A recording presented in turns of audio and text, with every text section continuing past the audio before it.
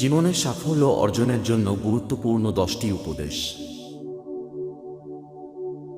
জীবনে কিছু হতে হলে সমুদ্রের মতো হওয়ার চেষ্টা করো, যেন মানুষ তোমার গভীরতা পরিমাপ করতে এসে নিজেকেই তোমার মধ্যে হারিয়ে ফেলে।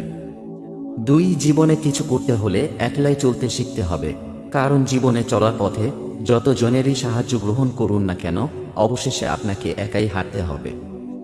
কেবলমাত্র একটি লাঠির উপর ভরসা করে যেমন কোনো বৃদ্ধের সারাটা জীবন যায় না, ঠিক তেমনই কারো উপর ভরসা করে সফল হওয়া যাবে না।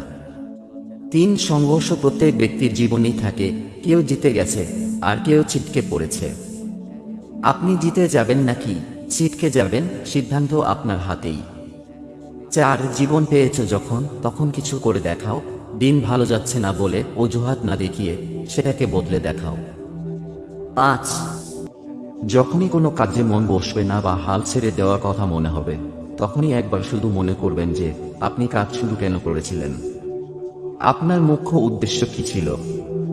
6, খেলার মাঠে হেরে যাওয়া দলটিও একদিন না একদিন ঠিকই ট্রফি জিতে নেয়, কিন্তু মন থেকে হেরে যাওয়া দলটি কোনোদিনও ট্রফি হাসিল করতে পারে না। তাই খেলার মাঠে হারলেও আক্ষেপ করার কিছুই নেই, কারণ আপনি মন থেকে এখনো হারেননি।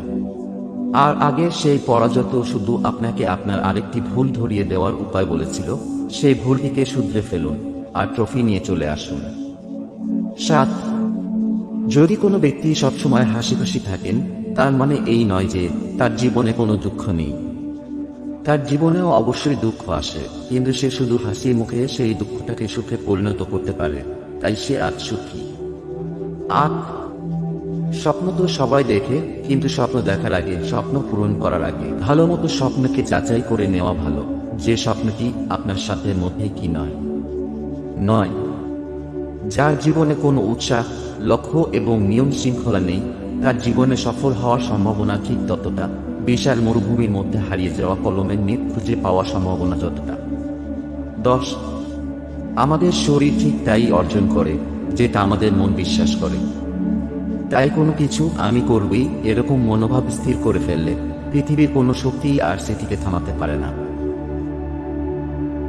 ভিডিওটি ভালো লাগলে একটা লাইক করুন এবং এরকম আরও ভিডিও পেতে চ্যানেলটি সাবস্ক্রাইব করে পাশে বেল আইকন প্রেস করে আমাদের পরিবারে যুক্ত হয়ে থাকুন। ধন্যবাদ।